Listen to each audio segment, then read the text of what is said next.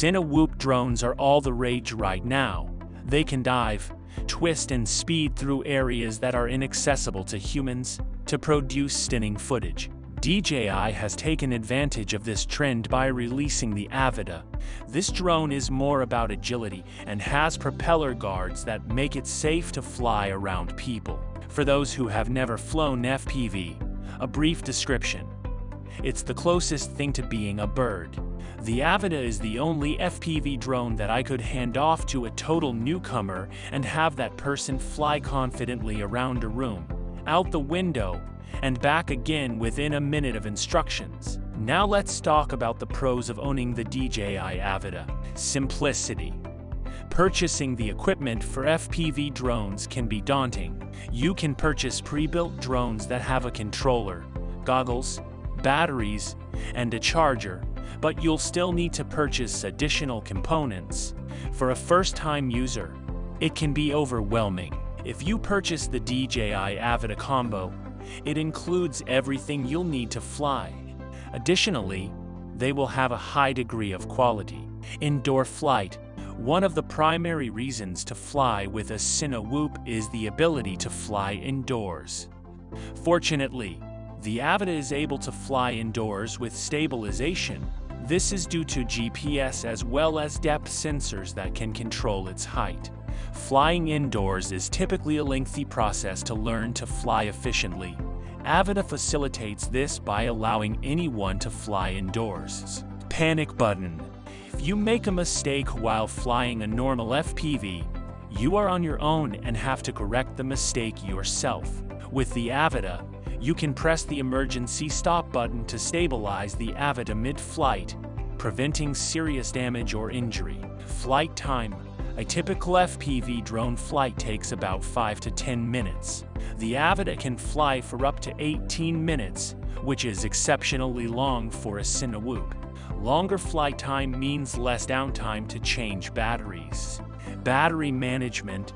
With regular FPV, you have to manage the battery and make sure you don't overcharge it. If you use parallel charging, you need to make sure the voltages match. If mishandled, it may cause a fire. Avata, on the other hand, has an advanced battery management system that can be easily charged like a smartphone. Durability. The Avata has fairly durable prop guards. The prop guards are designed to be user repairable if they break. Gyro flow and real steady. Until now, cinematic FPV videos has almost always used GoPro cameras, in part because GoPros can use real steady stabilization. With the Avata, DJI uses gyro flow, so you can use gyro flow to make your Avata video as smooth as real steady video. If you guys want a video comparing both of them, make sure to leave a comment. External camera. If you want to attach your GoPro to the Avata, you can. The Avata has enough strength to lift a full-sized GoPro. Here are the cons of the DJI Avata. First of all, we have the price. The drone cost varies between $1,168 and $1,388 because of the different combos. This is a lot, and still it's not the full price. The drone doesn't have a remote controller. I had to pay $200 for that. You definitely need a controller. The included motion handle is just for fun. Don't forget about the $80 ND filters. And finally, there is only one battery in the box that will give you 18 minutes of flight time. That is definitely not enough, so you'll need a Fly More kit with 2 batteries. That's another $280 altogether.